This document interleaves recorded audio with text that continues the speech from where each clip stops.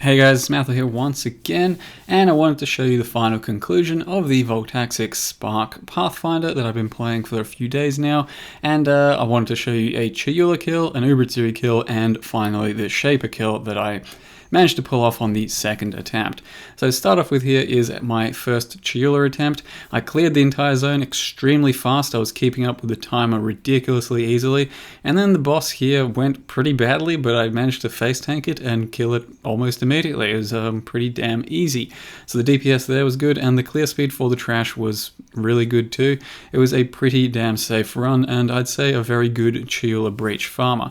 Now, as far as Uber Atziri is concerned, the first few fights and encounters were all pretty damn smooth and easy, except for the part where I fucked up right now by putting my face in front of a smash. The trash, very easy, very comfortable, and DPS is great. On the Vals, it's pretty damn hard to die, and it should be like just about impossible to die unless you eat a slam like I did there. As far as trio is concerned, that also should be pretty damn easy almost every single time with Val Discipline, Val Haste, throw down a Wither Totem, and you should be able to kill the ranged one before she does anything. The real tough fight here is Atziri herself. So for Atziri, there's a few things that need to happen. I have to use a mana flask instead of my silver flask because the fight is extra long and my mana sustain through Vinctars just doesn't exist anymore.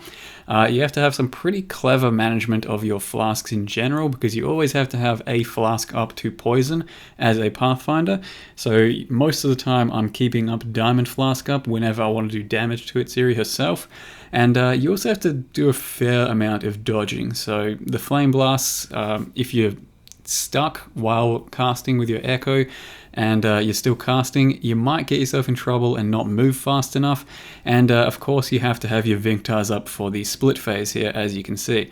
As well as that, you do have to move from the Flame Blast if it's coming your way. So that makes it a little bit trickier again. So there's a bit of flask management and a bit of playing around the boss itself, but overall DPS was pretty damn good, and as a Pathfinder you can manage your flasks for this fight comfortably enough. So I did manage to do that on the first run. This is the first run I did, and it went deathless and rather smooth indeed. The DPS was good. Vinctars lets you actually just, hit the mirror and not die. Since most of my damage is chaos, it doesn't come back to reflect you that badly, and Vinctars lets you leech back up to full immediately whenever you hit the mirror ad, and with, the 20% of your damage or so that is lightning of your spark. Besides that, it's all pretty comfortable, and yeah, it's just flask management, really. I came back for a second attempt at Atziri and died 3 times, I think. Still killed her, and it was still pretty damn easy. I just didn't move fast enough to quite a lot of the flame blasts and all of that, and did end up getting myself killed. So it's not going to be a straight up face roll every single time. I dare say you do probably have to pay a bit of attention while playing this character against Uber Atziri, though for the most part I'm pretty damn surprised and pleased with the fact that Spark managed to take down Uber Atziri that comfortably, and without spending too much, I suppose. And we did get something for our troubles as well, so that's pretty damn good. And lastly, in the previous video I did show you a failed Shaper attempt. It was my first go at him and it didn't go terribly well. I did mess up quite a few times. This was the very next run I attempted on Shaper, and it went a lot better. I didn't mess up anywhere near as much, and in the end only died once, which you'll see throughout this phase. This is the third phase, and it, like I mentioned, the DPS are not amazing, and there is a bit of flask management going on as well, so for the most part you're going to be using your flasks pretty heavily against the ad phase, and your Wither Totem placement is going to be pretty important. And then keeping up power charges with your Orbis Storms is rather important too. And when you do get the chance to finally DPS Shaper quite a lot, you have to more or less use at least Atziri Flask and Diamond Flask.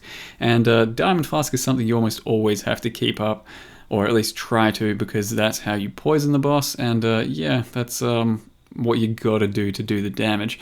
But on this third phase, it's pretty damn tricky for me because there's a lot of things I have to dodge, and the damage isn't, you know, huge burst.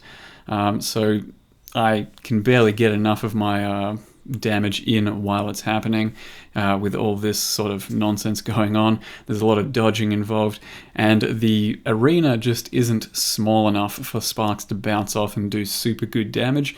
So in the end, Spark's not the greatest killer for Shaper, at least not in my build.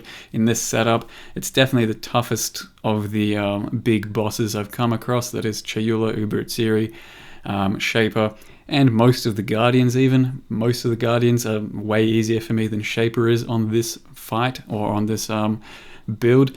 Though, that said, it is manageable. Like I said, this was my second run, and I did manage to do it with only one death. So it might not be the greatest, but it's certainly doable. I just would be kind of hesitant to call it a Shaper farmer, because it's definitely chances that you can fuck it up and not get your kill through, as you saw in the previous video. So if you're looking for a pure, you know, everything sort of farming build, this probably isn't your best bet. Maybe more of a Hand of Wisdom in action, but this one was an insanely fast leveler and a very enjoyable build to level with too, and map with, and for the most part you could do just about every boss in the game comfortably, or with a bit of struggle, depends on the boss. So I think we die any second now because we're shit. Nope, still alive.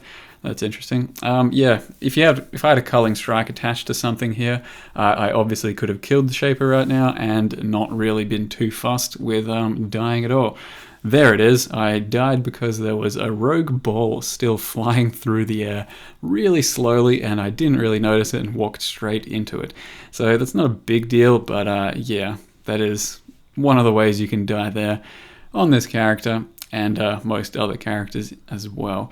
That is pretty much the conclusion for this character though. I thoroughly enjoyed it, and I will quite likely play it again in maybe the next league, because I figured it was a pretty damn good character to get just about everything done and maybe start a league with. We'll maybe revisit that still with the life-based version and investigate what else I can do there. But for now, that's the end of this character. Thank you very much for watching, guys, and I'll see you next time.